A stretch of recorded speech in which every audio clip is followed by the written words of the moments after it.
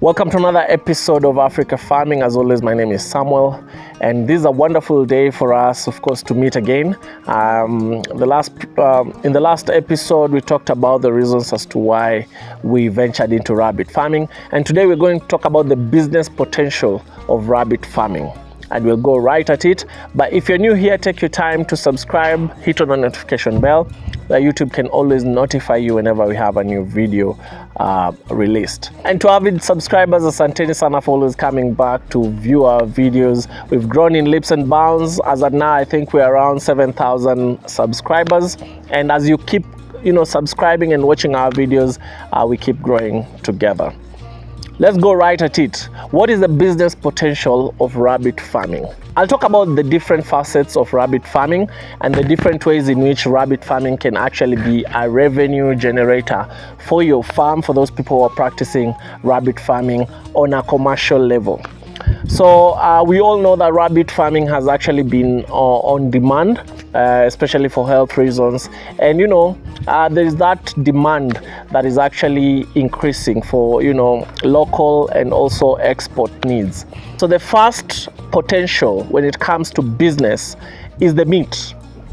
Rabbit meat will cost around between 400 and 800 per kg, depending on where you are. So if you're selling rabbit meat itself, once you've slaughtered and you're selling rabbit meat itself, it will cost between 400 to 800 kilograms 400 to 800 shillings per kilogram.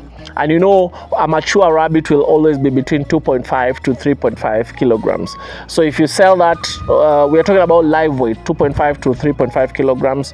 So if it comes to dead weight, it can actually be from 2.5 to around 2 kgs or 3.5 to 3.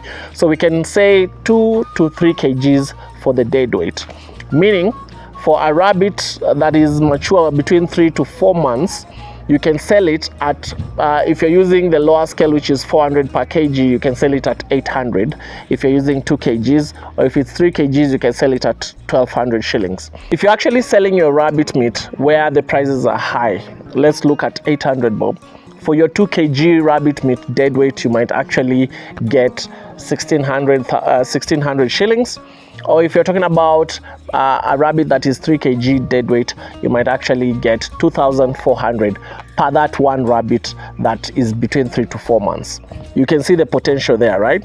So it means your earning potential per rabbit, if you've actually grown them between 3 to 4 months, can actually be between 800 to 2,400 per rabbit, depending on your dead weight and the price within your locality.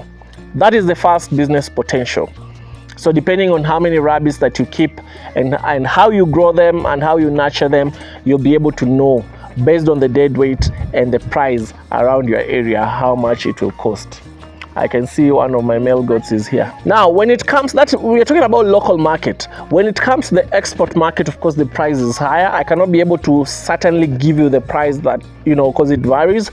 But of course, the price, the foreign price or the export price is always higher than the local price. So if you're talking about 400 to 800 for the local price or the local market, the export market is a little bit higher. You might find that actually you get even 2,500 per kg when it comes to the export market. So the only limitation when it comes to the export market is the threshold. We have to meet a minimum tonnage for us to be able to export, and that's why sensitization is key. Now, the other big potential when it comes to the business of rabbit keeping is when it comes to garments, ornaments, and all that. The fur, the rabbit's hide and whatever, is actually used to prepare or rather to manufacture garments, shoes, clothes, and all that. That is also a huge potential, especially if you do value addition to it. You do it yourself and create maybe a big sort of factory for that.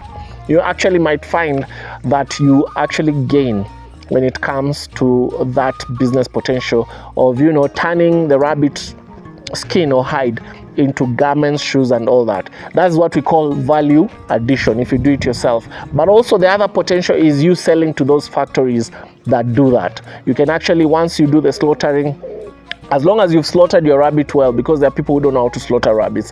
But if you do slaughter your rabbits well, the hide or the fur can actually be used, or can actually be turned into something more meaningful, more important, and can be sold. And that's also a very huge potential when it comes to business. The other business potential is if you are a breeder, you can actually, once you do sensitization to other farmers around you, you can sell your breeding stock to them. You can actually be the one who's, producing breeders for these other farmers so that they can go and start rabbit farming on their own. Not just selling rabbit meat, selling rabbit themselves to go and breed in these other farms around you. And breeders are actually higher than the normal rabbits. You'll find that mature rabbits for meat, once you sell, maybe you might sell at the prices that I've actually told you. But if it's live, you can actually sell between 1,000 to 2,500. But when it's a breeder, you'll find that the price goes high because breeders have good genetics. So if you focus on, just producing breeder stock to your farmers around your area, you might actually get that, you're selling one rabbit at 3,500 to even 5,000 shillings. One rabbit that is between 3 to 5 months. So that's also another huge business potential when it comes to the business of rabbit farming. Now, rabbit manure is highly sought after. If you look at most farmers, especially those who are practicing organic farming, they will always look for rabbit urine and rabbit manure to, make sure that their farm has that organic manure for their crops. And you'll find that normally rabbit manure costs between 50 to 100 shillings per kg. So if you have a lot of rabbits and you know how to, harvest the manure well, plus the urine, you are able to actually make a killing out of it. And you just sell around organic farmers who are practicing organic farming around your area, because it's really on high demand. Now, what are these strategies that I would advise you when it comes to rabbit business? Number one, specialize on high demand breeds. We are talking about New Zealand white, we are talking about California white, we are talking about Flemish giant and all that. Those are actually breeds of rabbits that are actually on high demand. Focus on them. Don't get these other breeds that you don't know where they come from. The second thing when it comes to business strategy is partner with partnerships. Partner with hotels, like there are very high-end hotels that sell rabbit meat to their consumers, because as I've told you, rabbit meat is very healthy and lean. So there are those 5-star hotels that sell rabbit meat. Create partnerships with them. Find out how you can, do business with them. There are supermarkets in Kenya like Naivas that sells rabbit meat. Create partnerships with them. Any outlet that you find that has a lot of people coming there, you can actually create partnerships with them to be able to sell your rabbit meat to them. That's another strategy. The other strategy is utilize online platforms, social media and all that. If you go on social media, you'll find that rabbit meat is actually on demand. Get those platforms and groups and pages where people are looking for rabbit meat. Be able to post your rabbits here and there and offer free slaughtering, and sometimes if they are close, free delivery, and you'll actually be able to get your market. The other strategy is value addition.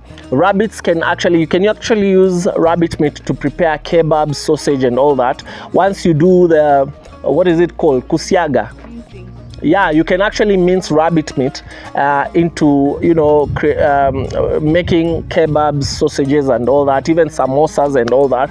And you can sell to your people around your place and even hotels, or you can have your own place where people will come and eat kebabs, rabbit sausages, rabbit samosas and all that. And lastly, there's also potential in training other farmers around your area. You can charge them through the training. So if people come to you for consultancy on how to keep rabbits and all that, in as much as you're supplying them with the breeder stock, we can also train them on how to keep rabbits for productivity and also for posterity, so that they can also make money.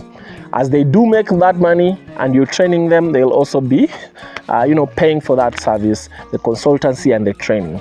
So those are the strategies that I would recommend that you use in your farm to be able to see or realize the business potential of rabbit farming, and especially for those people who are starting up. I'm sure those who are practicing already know some of these strategies, but if you're starting up or you're interested in rabbit farming, those are some of the strategies that you can use, and it has very big potential. So for us, as we are starting up, I'll be able to update you as time goes by on how we've gone We have a rabbit that we brought that is pregnant. In a few days, of course, it will be delivering, and we hope that in the next 1 year we'll be telling you a completely different successful story when it comes to rabbit farming.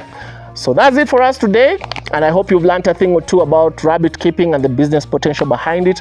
And until next time, always remember to stay woke, stay peaceful wherever it is that you are, and remember to changamka na ukulima. Bye bye.